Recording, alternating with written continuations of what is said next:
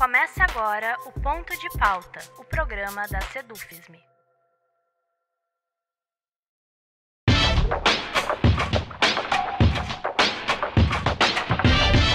Olá, eu sou Rafael Balbueno e o nosso ponto de pauta de hoje é o assédio nas universidades.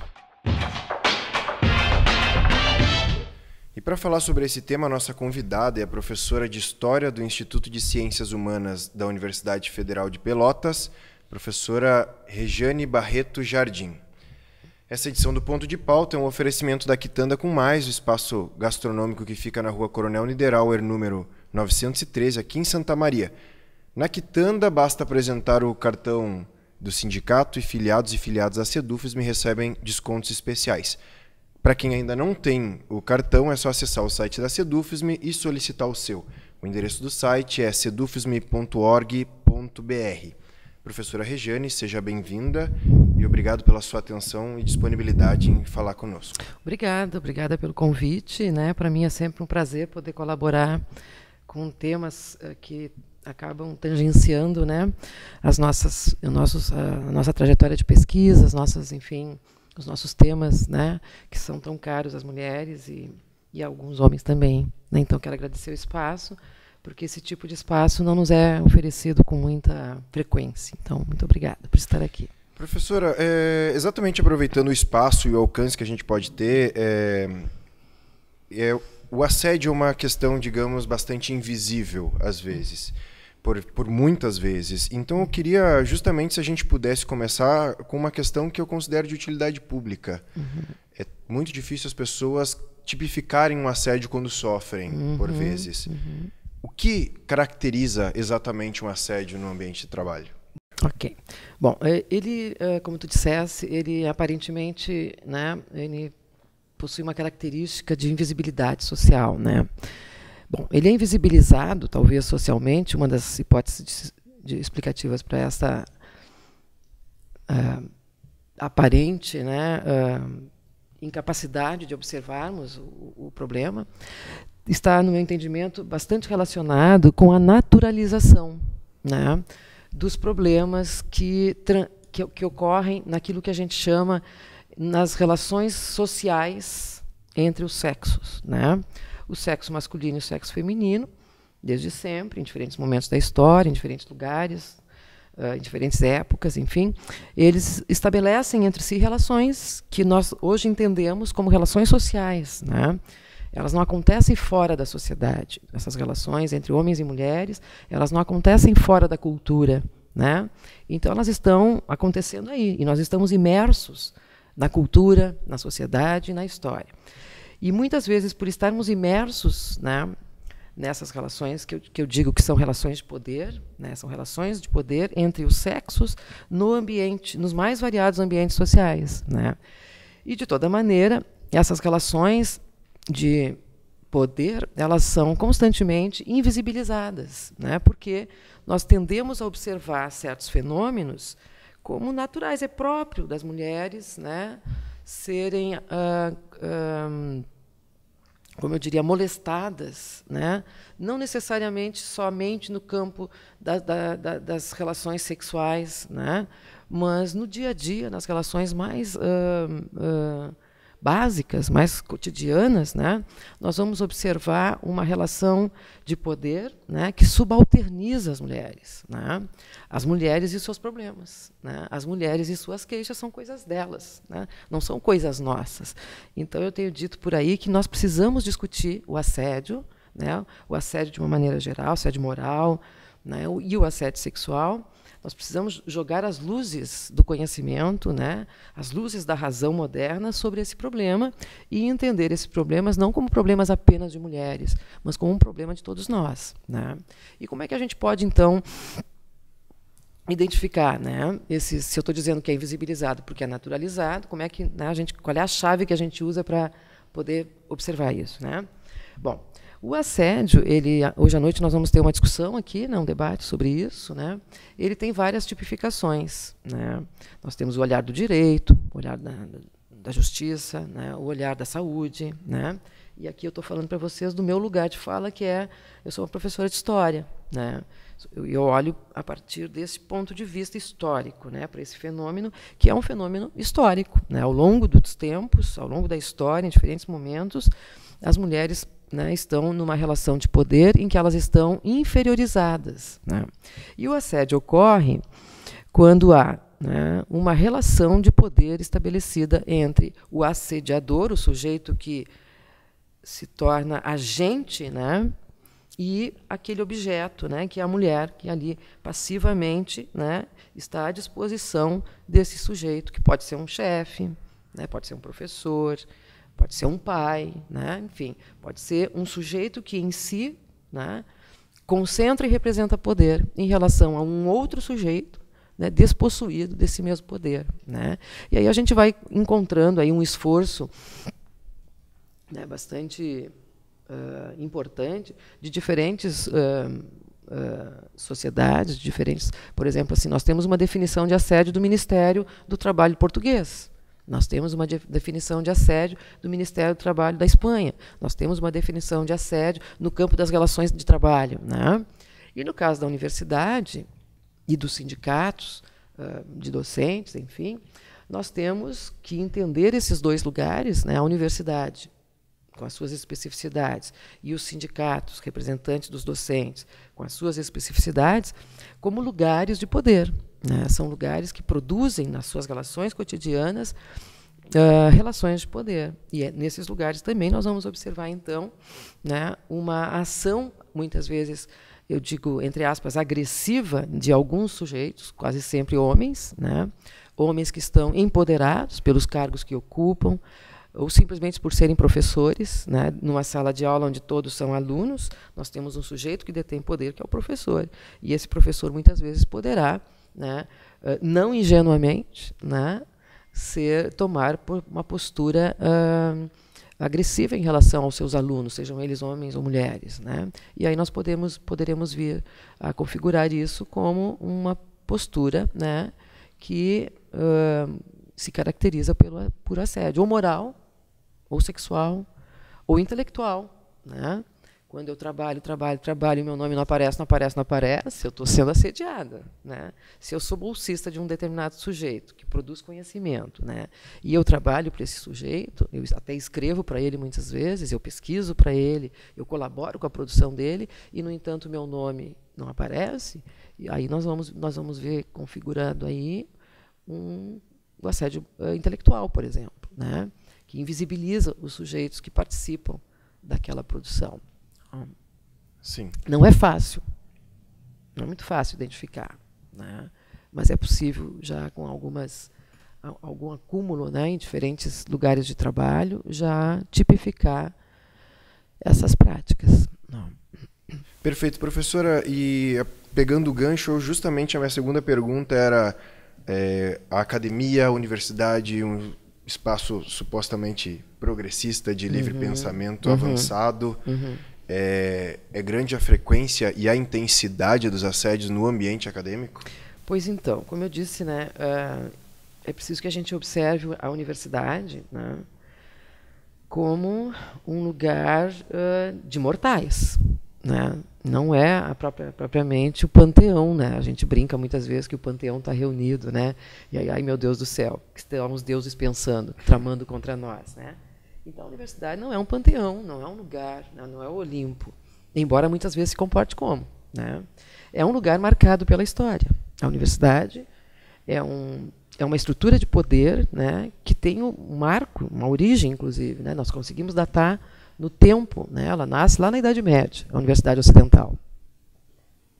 E de lá para cá ela vai percorrendo aí um longo caminho, produzindo aí uma série de, né, fenômenos, artefatos, como o pessoal da arqueologia gosta, né, de artefatos culturais que chegam até nós, né? E essa é a função da universidade, pensar, né? Ali na universidade, aqui na universidade, nós encontramos a nata, né, a princípio da intelectualidade, né? No entanto, esse lugar ele não é despossuído, né, de contradições, né? Os problemas que nós vamos encontrar no mundo lá fora, no mundo onde as pessoas comuns transitam, nós também vamos encontrar aqui, né? Como eu disse, ela não é isenta da cultura, ela é resultado da cultura, né? Ela é um artefato pensado lá na Idade Média, como eu disse, por homens. A universidade, originalmente, lá no século XII, final do XI, começo do XII, ela é pensada por homens para homens. Tá? Nós vamos encontrar poucas mulheres ocupando os bancos universitários antes da Era Moderna. Né? E na Era Moderna nós vamos encontrar algumas poucas ocupando aí alguns espaços, né? E que só conseguem fazê-lo, né? Tendo a proteção de seus familiares homens, seus pais, seus irmãos mais velhos, que garantem, né, a integridade física, psíquica e moral das poucas mulheres que frequentaram as salas de aula antes da Era Moderna. E na Era Moderna, mais especificamente ainda, a gente pode falar aí da Segunda Guerra Mundial e da Primeira e Segunda Guerra Mundial, como um marco histórico importante para o mundo do trabalho, de uma maneira geral, e para o mundo do trabalho acadêmico, do trabalho científico em particular. A Segunda e a Primeira Guerra Mundial elas vão acabar produzindo, como um efeito colateral da guerra, né, o fenômeno da chegada das mulheres nesse mundo do trabalho. Né? Elas são chamadas, na Primeira e na Segunda Guerra Mundial, a ocupar o lugar dos homens que foram para a guerra. Né? Após a guerra, as guerras, nós vamos observar um esforço de tentar devolver essas mulheres para a sua vida, né, para o fogão, para a vida doméstica, para cuidar dos filhos, que é o que se espera das mulheres. Né? Então, a partir da Segunda Guerra e da virada, no final da Segunda Guerra, final dos anos 40, início dos anos da década de 50, nós vamos observar, então, uma massiva presença feminina em diferentes setores do mundo produtivo e também na universidade. No Brasil, em particular, o Brasil vai começar a se preocupar com a universidade como um lugar que precisa receber investimentos, né, investimentos do Estado, né, por conta de uma necessidade de uma ciência e de uma tecnologia que se torne, né, que torne o país autodeterminado, autônomo, enfim, que garanta a soberania nacional por uma produção científica e tecnológica autônoma. Né, a partir dos anos 60, nós vamos observar um importante investimento por parte do Estado brasileiro nas universidades que temos aqui, na universidade pública em particular. Né. E aí nós vamos, então, ver, os números nos trazem isso, nós temos aí algumas estatísticas já levantadas sobre isso, e nós vamos encontrar, então, dentro desse ambiente acadêmico, né, dentro do lugar em que se faz ciência, a mesma divisão sexual do trabalho que nós vamos encontrar em outros lugares, em outras atividades laborais. Né. E com a reprodução das mesmas injustiças, de invisibilidade das mulheres, de subalternidade das tarefas, de salário desigual, né, de um tratamento desigual para mulheres dentro da universidade. Né. Então, mais recentemente, nós já temos aí algumas reflexões já publicadas no Brasil e fora do Brasil, né, sobre essa divisão sexual do trabalho no ambiente acadêmico, no ambiente universitário. Né. E aqui, nos anos agora 2000, né, dando um salto na história, aí, nós vamos chegar nos anos 2000, mais ou menos ali pelos, acho que 2015, se não me falha a memória, vocês talvez tenham acompanhado também, nós vamos nos escandalizar com as primeiras denúncias de violência sexual na USP. Né.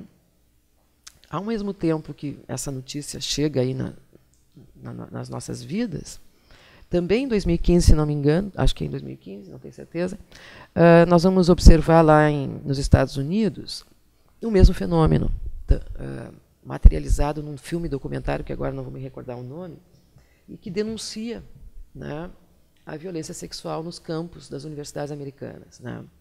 E aí, inclusive, a Lady Gaga, que é uma cara muito popular, aí, uma dessas cantoras pop, tipo Madonna, né, que afirmam a diferença sexual e fazem valer isso, né? Eu diria que são feministas do mundo pop. Né? Ela faz uma música fantástica, que é a trilha sonora desse documentário, e no dia de receber o prêmio, que é o Oscar, né, ela chama para o palco, para cantar junto com ela, algumas das vítimas da violência sexual nas universidades americanas. Então, esses dois fenômenos, o da USP, que eu citei agora, e esse do cinema americano, eles vão acabar nos impactando, né, e chamando a atenção, né, das autoridades civis, das autoridades, enfim, do Estado, da sociedade e das autoridades acadêmicas para este problema no meio da universidade. Por conta do fenômeno da USP, nós vamos numa espécie assim de efeito dominó, né, Nós vamos acabar recebendo denúncias e mais denúncias em diferentes universidades do Brasil afora, do Iapoque ao Chuí, né? E as violências são desde o estupro, né, a mais absurda e a mais intolerável de todas elas, sem dúvida alguma, né, até as violências mais sutis, né, as mais comezinhas, as mais, né, entre aspas, inocentes violências, né, praticadas no ambiente acadêmico por parte de, na maior parte das vezes, por parte de homens, né, docentes e técnicos administrativos que atuam de maneira misógina, né, discriminatória, negativamente discriminatória, né, no que diz respeito às suas relações com as mulheres, que hoje, segundo as estatísticas que nós temos, somos maioria na universidade. As mulheres são maioria em números de matrículas, né? Eu ainda não tenho os números sobre as técnicas e as docentes, mas estamos ali, pelo menos, se não somos maioria, já somos seguramente 50%, né, dos cientistas e cientistas das técnicas administrativas que fazem funcionar a universidade brasileira, né, com todos os percalços, ainda mais neste contexto que agora vivemos no Brasil, desde abril do ano passado, um contexto de exceção, né, um contexto em que a democracia se evaporou no ar, né. Então, nós temos, neste contexto, uma preocupação redobrada, né, com os segmentos fragilizados da nossa sociedade. E esses segmentos fragilizados estão também dentro da universidade. Na universidade nós temos, sem dúvida alguma, as alunas, alunos e alunas, né? Os discentes se constituem um segmento bastante submetido, né, pela sua própria condição, né, de aprendizes, as técnicas administrativas, as mulheres terceirizadas, né, e, por último, as docentes, né? E nós temos feito aí, por dentro do Andes, por dentro das associações, das seções sindicais do Andes pelo Brasil afora, um esforço no sentido de fazer a comunidade acadêmica, né, e mesmo os sindicatos a se debruçarem sobre esse problema, né, e a pensarem e construirmos juntos, né, uma alternativa mais feliz, né, mais saudável para todos nós. Então, a senhora comenta sobre se debruçar sobre esse problema. A questão, especialmente nas universidades de São Paulo, que ficou conhecida como a CPI, CPI das universidades, né, a CPI dos trotes, especialmente por serem os trotes do ambiente violentos, né? E trouxeram dados assustadores, especialmente quanto ao número de estupros. E um dado que chamava atenção nessa pesquisa era a acusação de que as universidades não apenas não tinham ferramentas de combate ao assédio, como muitas vezes trabalhavam no acobertamento desses casos, desde as suas instâncias mais altas, reitoria, até os departamentos, os colegiados, que tentavam abafar os casos. As universidades têm hoje ferramentas adequadas para se combater e se discutir a situação? Não, ainda não, né? Estas ferramentas estão para se criarem, né? Elas estão sendo pensadas, né, com experiências isoladas. Nós temos algumas experiências isoladas, né, que visam constituir os instrumentos, procedimentos, né, rotinas de trabalho, que tentem não minimizar e abafar, como tu disseste, né, mas, de fato, combater, né, as práticas violentas, discriminatórias, enfim, dentro da universidade. Por um lado, combater, e, por um lado, educar, né? Nós temos que, no combate, né, ao combater, nós temos que fazer dois movimentos, né? Combatendo, denunciando e penalizando, e educando, né? O combate tem esse caminho duplo, né? Ao mesmo tempo que se combate, investiga e penaliza, né, também temos que pensar em ações que visem educar, né, os sujeitos, a comunidade acadêmica de uma maneira geral, né? Desde a portaria, né, ao gabinete do reitor, né? Nós precisamos pensar estratégias que deem conta da complexidade da universidade brasileira hoje, né? E, como eu disse, desde a Segunda Guerra vai receber e vai continuar recebendo mulheres, né? Hoje nós temos, por conta da política de cotas, né, mulheres negras, mulheres indígenas, né, mulheres brancas, mulheres pobres, mulheres, né, de classe média. Nós temos um universo muito diverso, né, muito plural, de sujeitos que são o nosso público-alvo, né? E é preciso aprender, inclusive, a universidade precisa olhar para si mesma, né, e acolher a fala das ruas, né, a fala das alunas, a fala das técnicas, não tratando-as como sujeitos excêntricos, né, histéricos, né, de queixas infundadas, absurdas. Imagine só na universidade uma coisa dessa. Não, nós precisamos acolher essas denúncias, essas queixas, e tratar delas, né, encaminhando-as, né. Bom, nesse aspecto a gente tem o quê? Uma série de iniciativas isoladas, como eu disse anteriormente, né. Temos na Universidade de Maringá, temos na própria USP, na Unicamp, em Pelotas estamos tentando lá algumas experiências, aqui na UFSM também, né, buscar constituir, né, uma experiência que, ao longo de um período de tempo não muito longo, espero eu, né, consigamos nós produzir aí instrumentos e procedimentos que deem conta desse problema, ao mesmo tempo educando e ao mesmo tempo penalizando, né. É impossível nós acolhermos práticas de violência entre nós e passando a mão por cima, escondendo, engavetando processos, protegendo os amigos, protegendo seja lá quem for, né.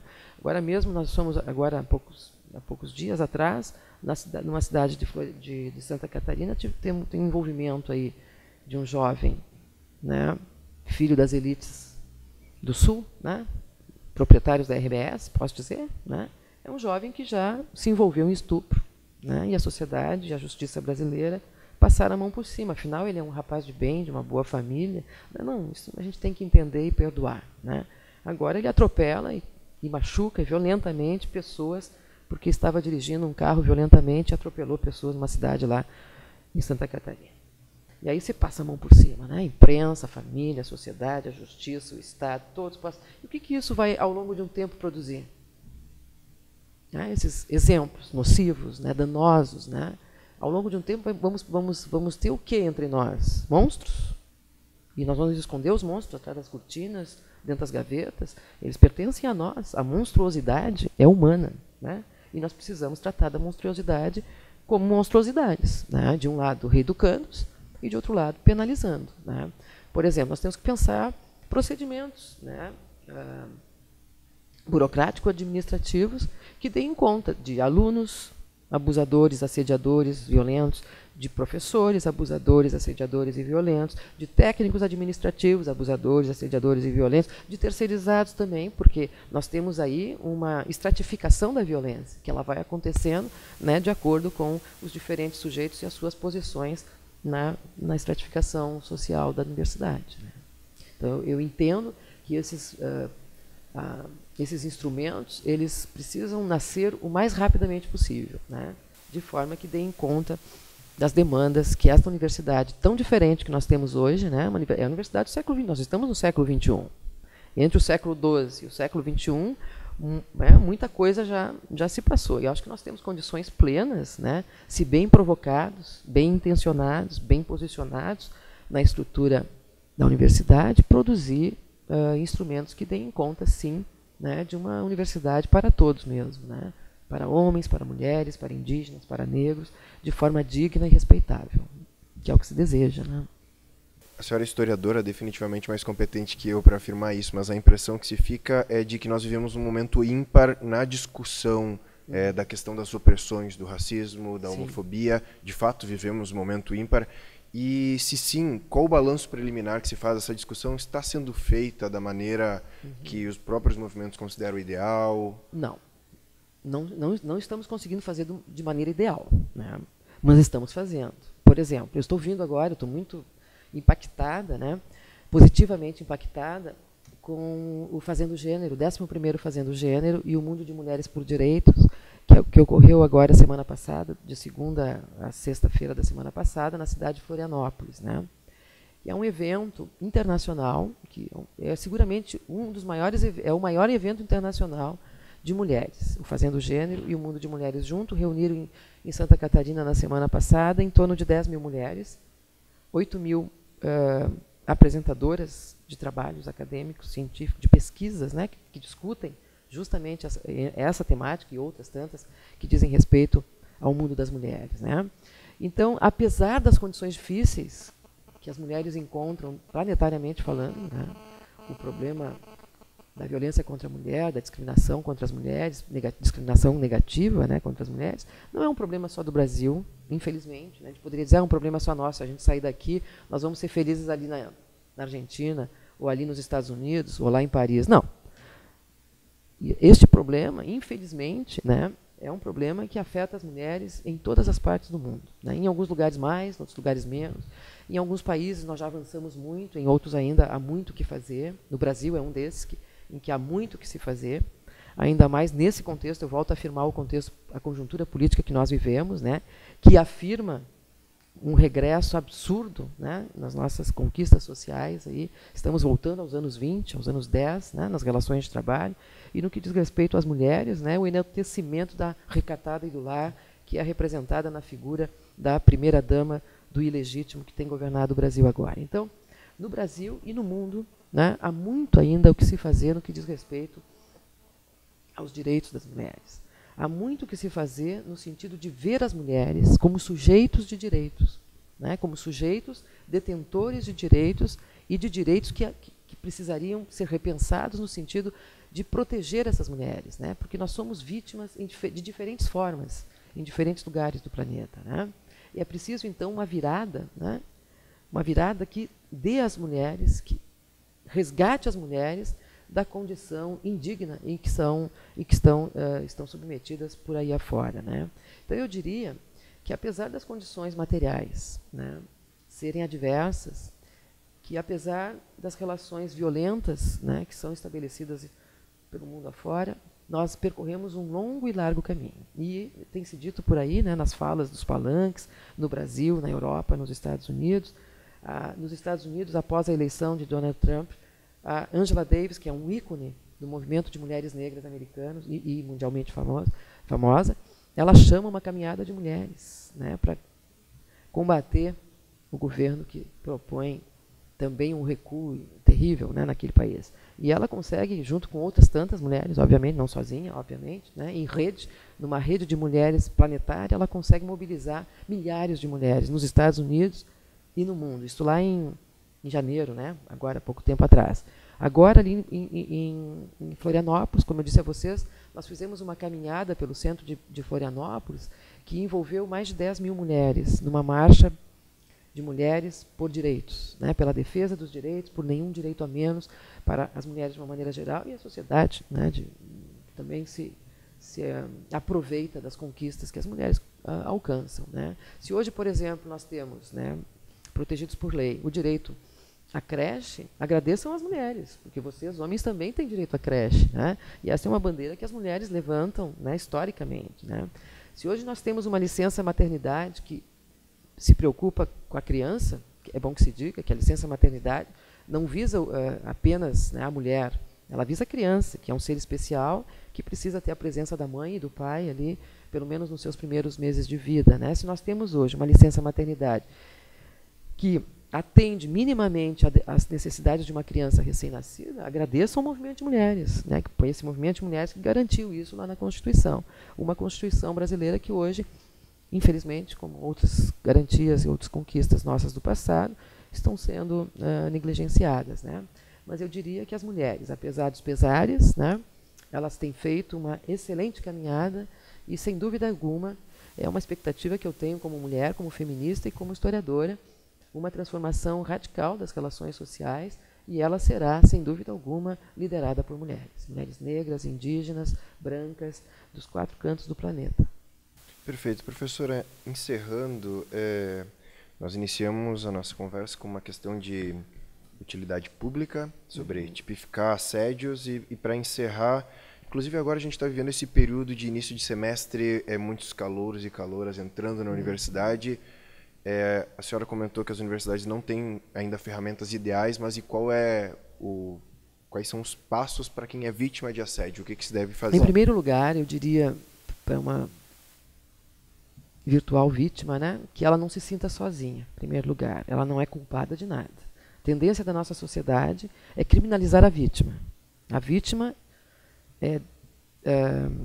como se diz, é desqualificada, né? Ela é, de tal forma, às vezes, desqualificada que ela foi responsável por aquilo. Então, ela não é responsável por nada. A vítima precisa se sentir acolhida, né? Se sentir fortalecida para fazer a denúncia, buscar a delegacia mais próxima, de preferência uma delegacia especial das mulheres, né, onde houver. Nem sempre temos essa estrutura perto, né? Sempre que possível fazer isso, lavrar um boletim de ocorrência, um BO, né? e buscar por dentro daquilo que existe dentro da universidade, né, junto às pró-reitorias, por exemplo, de assistência estudantil, né, é um lugar que precisa ser repensado, né, as reitorias de assistência estudantil, elas têm que pensar esses momentos, né, de enfrentamento. Então, os trotes, a gente primeiro tem que desestimular, né, os trotes violentos, trotes humilhantes, né, eles não podem mais ser aceitos, né. E mesmo assim, né, eles vierem a ocorrer, as vítimas têm que se sentir, em primeiro lugar, elas não podem se sentir culpadas, sempre que possível buscar registrar essas violências junto, né, às delegacias especiais de mulheres ou a qualquer outra, na ausência de um instrumento como esse, e buscar dentro da universidade as ferramentas que a universidade possa dispor. Como eu disse, a Pró-Reitoria de Assuntos Estudantis é uma possibilidade. As universidades possuem ouvidorias, né? Então, busquemos as ouvidorias. Busquemos o próprio reitor, né? Os reitores das universidades públicas brasileiras, das privadas também, eles precisam se somarem a essa luta, né? Dando às suas universidades uma aparência de dignidade, né? Uma verdadeira dignidade, não só na aparência, mas no seu conteúdo mesmo, né? Assumindo para si essas demandas, né? E, acima de tudo, protegendo as vítimas, né? Deixemos para trás esse legado tão pesado do patriarcado, né, que encontra na vítima o responsável pela sua desgraça, né? A vítima é vítima, e assim deve ser tratada, né? E eu sempre digo para as minhas meninas lá em Pelotas, né, se vocês não tiverem mais ninguém a procurar, procurem por mim. Procurem pelas suas referências aqui, por aquela professora, por aquele professor, por aquele técnico, que a gente, né, construiu ali um vínculo. Procure aquele cara, porque ele vai te ajudar, né? E denuncie, né? Denuncie junto ao sindicato, junto ao DCE, junto à reitoria. Coloque a luz do dia, né? E é disso que nós precisamos, porque essas denúncias também vão fazer com que as nossas estatísticas sejam outras, né? E, portanto, as nossas ferramentas terão que atender essas estatísticas, né? Então, a denúncia ela é muito importante, ela é fundamental. Professora, eu gostaria de agradecer pela sua atenção e disponibilidade em conversar conosco. Tenho certeza que foi de muita utilidade para quem está nos assistindo. Eu quero agradecer a você, a equipe que me convidou, enfim, parabenizar pelo projeto. Espero que tenha uma longa e próspera vida, né? E sempre que eu puder colaborar, podem me chamar, que será um prazer. Muito obrigado. E para quem tiver interesse também, na edição de agosto agora do Jornal da Sedufisme, a questão do assédio também está em pauta, justamente com uma entrevista com a professora Rejane. E a você que está nos assistindo até agora, essa entrevista, essa conversa vai estar disponível no YouTube, nas redes sociais, e também a gente vai inaugurar uma sessão de downloads no site para quem quiser baixar o podcast, puder precisar ouvir offline. A gente também vai ter a sessão, tudo vai estar na descrição do vídeo. E agradecer a audiência e até a próxima. Muito obrigado.